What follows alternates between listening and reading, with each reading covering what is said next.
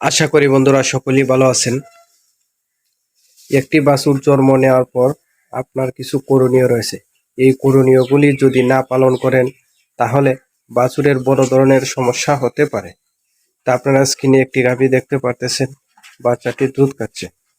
এই গাভীটি বাচ্চা প্রসব করছে প্রায় 6 ঘন্টা। এই গাভীটির গর্ভপুল পড়ে গেছে। এই গাভীর গর্ভপুল সহজে যাতে পড়ে আপনারা বাচ্চা প্রসবের পরপরই কুদের জাউ গরম করে খাওয়াতে পারেন, বা একটি ওষুধ আছে ইউকেয়ার, এটিও আপনারা খাওয়াতে পারেন।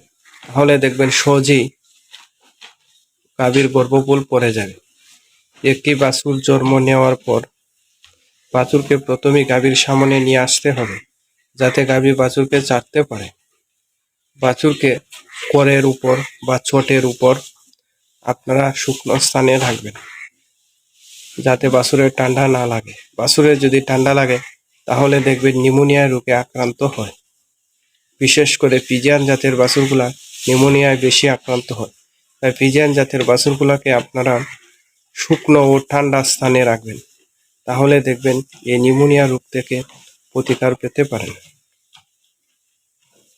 বাছুর জন্ম নেওয়ার পরই আর আধা ঘন্টা থেকে 1 ঘন্টার মধ্যেই বাছুরকে শাল দুধ খাওয়াতে হবে।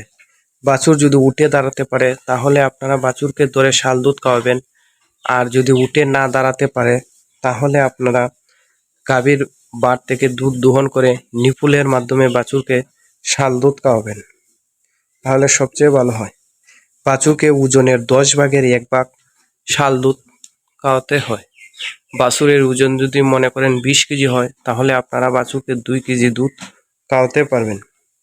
বাছুরের নাভি যদি বেশি লম্বা হয় তাহলে আপনারা 4 আঙ্গুল পরিমাণ রেখে বাকি অংশ ধারালো ব্লেড দিয়ে কেটে ফেলবেন, তাহলে সবচেয়ে ভালো হয়। এবং বাকি অংশ নাভি পরিষ্কার করে পরসেপ বা বায়োডিন লাগিয়ে দেবেন। এভাবে নাভি শুকানো না পর্যন্ত আপনারা বায়োডিন বা পরসেপ লাগিয়ে দিবেন প্রতিদিন, তাহলে দেখবেন বাছুরের নাভির গুঁড়িতে কোনো ধরনের পোক পড়বে না। একটি বাছুর জন্ম নেওয়ার পর একটি নতুন পরিবেশে আসে, তখন বাছুরের কোনো রোগ প্রতিরোধ ক্ষমতা থাকে না বা কোনো অ্যান্টিবডি থাকে না। বাছুরকে যদি শাল দুধ খাওয়ানো হয় তখন বাছুরের রোগ প্রতিরোধ ক্ষমতা বাড়ে ও শরীরে শক্তি হয়। তাই আপনারা বাছুরকে শাল দুধ খাওয়াবেন। শাল দুধ যদি না খাওয়ানো হয় তাহলে দেখবেন বাছুর দিন দিন দুর্বল হয়ে পড়ে বিভিন্ন রোগে আক্রান্ত হবে।